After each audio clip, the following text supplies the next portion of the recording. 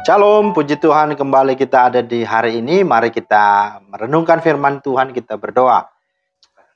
Bapa di sorga, terima kasih, kami bersyukur karena Tuhan masih beri kami kesempatan hidup di hari ini, dan kami mau melandasi dengan firman-Mu lagi. Biarlah Roh Kudus, Sang Sumber pengertian dan hikmat itu menjadi bagian kami, sehingga kami mengerti dan menjadi pelaku firman-Mu yang setia. Dalam nama Tuhan Yesus, amin. Bapak Ibu, firman Tuhan kita terambil di dalam Matius 18, 21-22. Kemudian datanglah Petrus dan berkata kepada Yesus, Tuhan, sampai berapa kali aku harus mengampuni saudaraku jika ia berbuat dosa terhadap aku? Sampai 7 kali? Yesus berkata kepadanya, bukan. Aku berkata kepadamu, bukan sampai 7 kali, melainkan sampai 70 kali 7 kali. Itulah firman Tuhan yang menjadi dasar renungan kita hari ini. Tema kita adalah maafkanlah, ampunilah. Memaafkan dan mengampuni memang mudah diucapkan, tetapi tidak semudah untuk kita lakukan. Apalagi seseorang itu telah menyinggung harga diri kita, telah menyakiti, mengecewakan, dan mempermalukan kita. Ingin rasanya kita membalas tindakannya dia dengan merendahkannya dan mempermalukannya juga. Apakah hal ini masih relevan? Ya tentu, karena memang masih banyak orang Kristen yang masih membatasi dan mensyaratkan maafnya. Ada ungkapan yang berkata sesabar-sabarnya orang ada batasnya juga. Bahkan ironisnya lagi berkata, aku tidak akan mengampuni kamu sampai 7 turunan. Bahkan sampai aku mati sekalipun aku tidak akan memaafkan. Nah Bapak Ibu, dalam bacaan kita ini diceritakan tentang Petrus yang bertanya, Tuhan, sampai berapa kali aku harus mengampuni saudaraku jika ia berbuat dosa terhadap aku? Sampai 7 kali kah? Yesus berkata kepadanya, bukan sampai 7 kali, melainkan sampai 70 kali 7 kali. Yesus menghendaki 70 kali 7 kali. Ini tentu tidak boleh diartikan secara harafiah atau hurufiah, yang artinya 490 kali. Tidak. Tetapi artinya ini sebuah kiasan bahwa kita harus mengampuni tanpa batas, terus menerus, tak terhingga. Pengampunan dan mengampuni dalam Alkitab berasal dari kata Yunani artinya apiemi. Dalam bahasa Inggris forgiveness berarti melepas tali ikatan, membiarkan pergi, membiarkan dia bebas.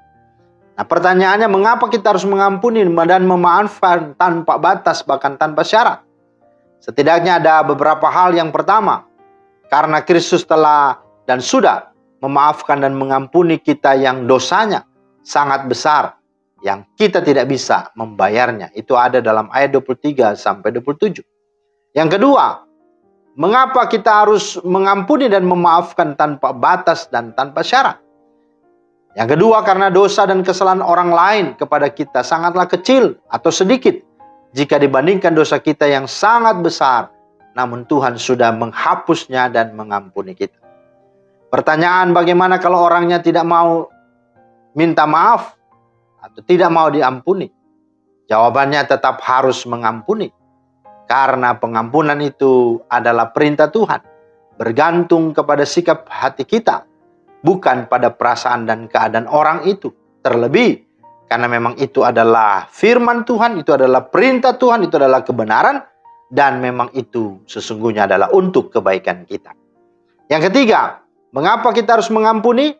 Karena segala berkat akan terhalang dari hidup kita, bahkan ibadah kita pun akan menjadi sia-sia. Dalam Yesaya 59:1-2 dikatakan, bukan tangan Tuhan kurang panjang atau telinganya kurang tajam mendengar, tapi yang membuat dia tidak mendengar dan memisahkan dari kita karena apa? Karena dosa-dosa kita, karena kejahatan kita. Dan ingat dalam Matius atau dalam Markus 11:25 berkata, dan jika kamu berdiri untuk berdoa, ampunilah dahulu sekiranya ada barang sesuatu dalam hatimu terhadap seseorang, supaya juga Bapamu yang di sorga mengampuni kesalahan-kesalahanmu. Ya, itu. Dan yang keempat, mengapa kita harus mengampuni? Karena hidup kita akan dihantui oleh perasaan-perasaan bersalah. Kita akan mengalami kerugian, kita akan mengalami ketakutan dan mengalami kebencian. Ingat contoh Kain. Betapa dia sungguh-sungguh telah menjadi pendendam, pembenci, sehingga dia hidup mengembara dengan perasaan bersalahnya. Demikian juga dengan Yakub, ketika dia menipu, dia membohongi Esau kakaknya, dia juga seketika atau sebelum bertobat dia mengalami rasa takut, ya, merasa terancam, merasa ya tertuduh, dan itu sesuatu yang menyakitkan. Dan juga ingat Saul, ya, bagaimana dia iri hati, bagaimana dia cemburu, ya, terhadap Daud, dan dia ingin membunuh karena dia hidup dihantui dengan perasaan dendam, perasaan iri, perasaan marah, dengan luka batin dan akar pahit yang terlalu dalam dan lama disimpannya. Nah, itu Bapak Ibu. Dan yang kelima, mengapa kita harus mengampuni? Karena Bapa kita yang di sorga tidak akan mengampuni kesalahan kita apabila kita tidak mengampuni orang yang bersalah pada kita. Maka dalam Matius 6:15, dalam segala kesimpulan yang ada, mari, adakah hal atau masalah atau pergumulan serta beban yang terlalu berat, yang terlalu menyakitkan sampai-sampai kita tidak bisa mengampuni dan sampai-sampai kita tidak bisa memaafkan, tidak bisa melupakannya? Atau adakah kesalahan orang lain, masalah orang lain, kejahatan orang lain yang lebih besar, sampai-sampai pengorbanan Kristus pun belum cukup membuatmu mengampuni kesalahannya dan melupakannya? Ingat saudara, pengampunan membebaskan kita dari masa lalu yang buruk dan membuka ruang di jiwa kita untuk kehidupan yang baru. Sebuah istilah dalam bahasa Inggris berkata, to forgive is to forget. Artinya mengampuni adalah melupakan. Memang pengampunan tidak bisa mengubah masa lalu kita, tetapi pengampunan sesungguhnya akan memperbaiki masa depan kita. Mari, maafkanlah dan ampunilah. Tuhan memberkati. Amin. Terima kasih Tuhan atas firman-Mu. Kami bersyukur kembali diingatkan tentang sesuatu yang prinsip dan sesuatu yang sungguh-sungguh penting. Itulah mengampuni, memaafkan.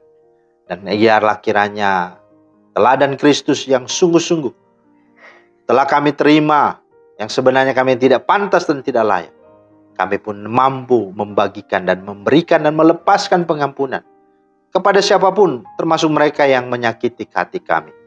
Karena kami tahu dosa kami tidaklah sebanding. Dan kami percaya bahwa Tuhan sudah mengampuni dosa kami lebih besar daripada dosa orang lain yang bersalah pada kami. Tolong kami Tuhan, mampukan kami untuk kami melepaskan pengampunan dan maaf kepada siapapun yang bersalah pada kami. Terlebih kami yang bersalah kepada mereka. Terima kasih Tuhan. Dalam nama Tuhan Yesus kami berdoa. Amin. Demikianlah firman Tuhan hari ini. Selamat melepaskan pengampunan dan maaf kepada siapapun yang telah berada bersamamu dalam hidupmu. Karena dengan demikian pintu berkat Tuhan akan tercurah dan melimpah dalam hidupmu. Tuhan kiranya menolong dan memberkati saudara. Amin. Shalom.